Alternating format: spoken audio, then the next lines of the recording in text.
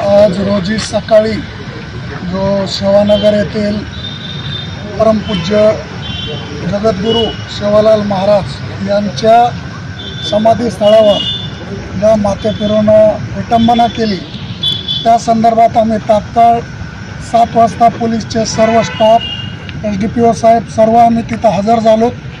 आणि समाजाच्या ज्या भावना आहेत बंजारा समाजाच्या सेवालाल महाराजाप्रती ज्या भावना आहेत त्या भावनांचा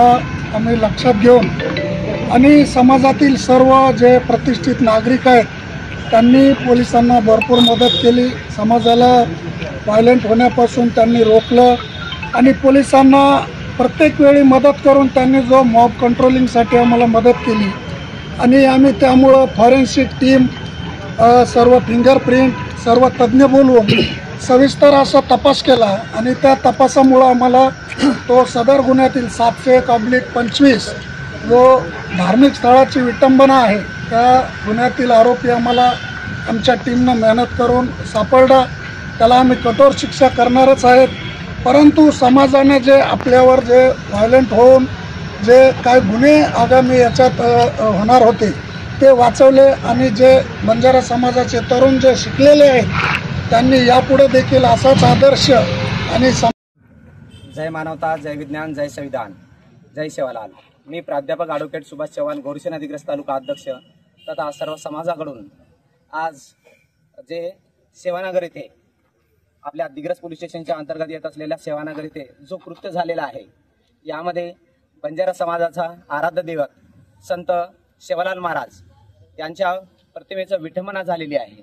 त्यामध्ये दिग्रस येथील पोलीस स्टेशनचे ठाणेदार माननीय मुंडे साहेब, मोरे साहेब यांचं सर्वप्रथम मी धन्यवाद मानतो आणि इथे सांगू इच्छितो की बंजारा समाज हा कोणत्याही धर्माविरुद्ध जाणारा समाज नाही आहे। सर्व धर्म समान मानणारा समाज आहे, सर्व समान वागणूक देणारा समाज आहे आणि इथे मी विशेष करून इथे सांगू इच्छितो की जे गुन्हेगार आहे यांना कोणताही जात धर्म पंथ वगैरे काही नसतो,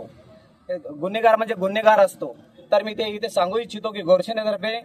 की जे आरोपी आहे त्यांना जे कायदेशीररित्या ज्या ज्या कलमा येतात त्या सर्व कलमा लावण्यात याव्या आणि आरोपीला कठोर कारवाई करण्यात यावी। जर कारवाई योग्यरित्या न झाली किंवा त्या आरोपीवर कोणतेही प्रकारे जे गुन्हे आहे किंवा कलमा लागल्या नाही जे बरोबर आहे त्या, तर गोरक्षणेतर्फे इथेच नाही तर पूर्ण समाज हा एक चिघळून निघेल। तर याची दखल घ्यावी आणि इथे मी पुनश्च अजून इथे जाहीर करतो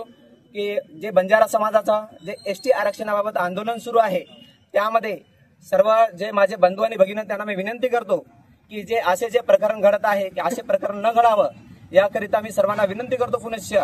की फेसबुक, ट्विटर, व्हॉट्सअप आणि सोशल मीडियावर कोणत्याच प्रकारचे कमेंट करू नये आणि असे प्रकरण पुन्हा घडू नये याकरिता आम्ही ठाणेदाराला सुद्धा मी विनंती करतो की त्यांनी सुद्धा आपली एक बाईट काढावी आणि इथल्या जनतेला सांगावं की असे कृत्य पुन्हा घडू नये।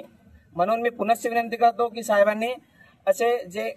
समाज विघातक लोक आहे यांच्यावर कठोर कारवाई करण्यात यावी अशीच मी विनंती करतो। धन्यवाद। जे आता आम्हाला कळण्यात आलंय की जो आरोपी आहे त्याच्यावर भरपूरसे असे गुन्हे आहे, तर त्याच्याकडे अजून काही दुसरे साहित्य वगैरे सापडले, तर असे जे समाज विघातक लोक आहे यांच्या मागे कोणी ना कोणतरी एखादा मास्टरमाइंड असू शकतो अशी म्हणजे आम्ही गोरक्षणेतर्फे विनंती करतो की मुंडे साहेबांना की जे याच्या मागे जे कोणी आहे त्यांना लवकरात लवकर पकडण्यात यावं आणि जो कोणी आहे यांना जो पाठपुरावा करतोय तर त्यांचा शोध लागला पाहिजे। पोलिसांव्यतिरिक्त आणखी यानंतर मी CIDची चौकशी करू इच्छितो, कारण की यामध्ये जे मास्टरमाइंड आहे त्याचा खरोखर शोध लागला पाहिजे की यांना पुरवठा कोण करत आहे। आमचा जे घोषणा आहे आम्ही इथे जाहीर करतो की हा कोणत्याही समाजाविरुद्ध नाही आहे। तर मी इथे सांगू इच्छितो सरांना की लवकरात लवकर त्या आरोपीचा सुद्धा इथे शोध लागला पाहिजे जो कोणी मास्टरमाइंड आहे तो।